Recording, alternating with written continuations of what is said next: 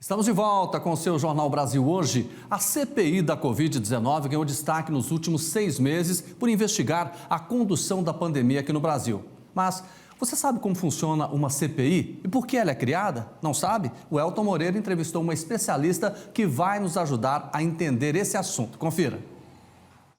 A CPI da Covid-19 ganhou ampla repercussão nacional por falar aí um pouco sobre as ações e omissões do governo no combate à pandemia da Covid-19. E hoje, para a gente entender um pouco mais a fundo o que é uma CPI, eu vou conversar agora com a advogada e mestranda em ciência política pela USP, Nara Cunha. Nara, muito obrigado pela sua participação aqui na TV Pai Eterno. E eu já começo perguntando, né, o que é na prática uma CPI e qual que é a função dela?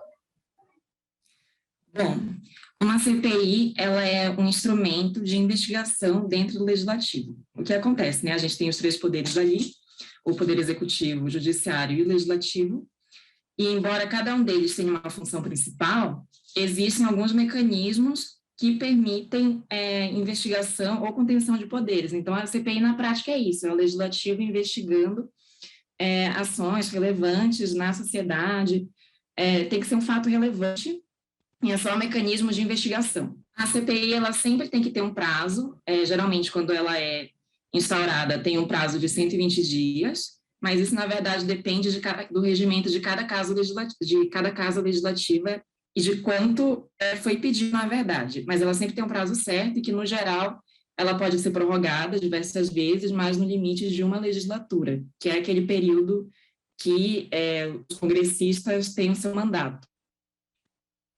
Como que é o processo de instalação de uma comissão parlamentar de inquérito, né? A gente queria entender um pouco mais como que funciona na prática a instauração da CPI. Olha, tem que ter um terço de assinatura dos parlamentares de cada casa. Então, depende. Se for, por exemplo, numa Câmara Municipal, tem que ter pelo menos um terço de assinaturas dos vereadores ali.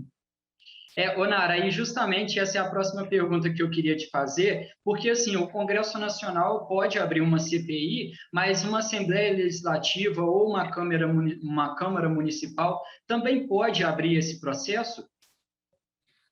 Pode qualquer órgão legislativo, pode abrir uma Câmara, pode ser a Assembleia Legislativa, pode ser o Senado, né, a Câmara dos Deputados, ela pode ser uma CPI conjunta, né, a CPMI seria, mas pode ser qualquer órgão, sim. Nara, agora a CPI, ela tem poder de polícia também? Como que funciona? A CPI, ela tem alguns mecanismos para que ela possa investigar. Por exemplo, ela pode chamar testemunhas, ela pode pedir a quebra de sigilo, contanto que isso, quebra de sigilo bancário, quebra de sigilo telefônico, contanto que isso não seja amplamente divulgado. Ela pode também realizar perícia, ela pode solicitar exames, mas tem algumas coisas que ela não pode fazer, principalmente ela não pode proibir advogados, ela não pode pedir interceptação de chamadas, conversas telefônicas em si, ela não pode fazer busca e apreensão, ela tem algumas restrições ali. Nara, agora para a gente finalizar, como eu disse no início, né, muitas pessoas acompanharam todo esse processo aí durante 6 meses, a CPI da Covid-19, e qual que é agora o resultado final desse trabalho? A gente sabe que teve lá a votação daquele relatório final, né? E depois disso, depois que a comissão se encerra, o que acontece com todo esse trabalho de apuração que foi investigado lá no Senado? Depende. Nesse caso, ela vai passar para o Ministério Público, que no caso vai ser a Procuradoria-Geral da República, mas depende de cada CPI. Ela vai passar para quem que tem o poder de dar algum encaminhamento para aquilo. Então, vai ser para alguém que possa processar, como, por exemplo, o Ministério Público, pode ser o Tribunal de Contas da União, ela pode ter recomendações, então isso pode passar para o Executivo.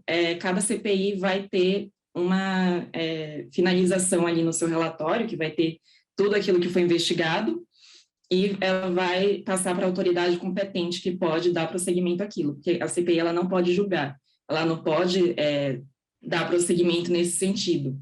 Então, ela tem que passar para uma autoridade competente que possa.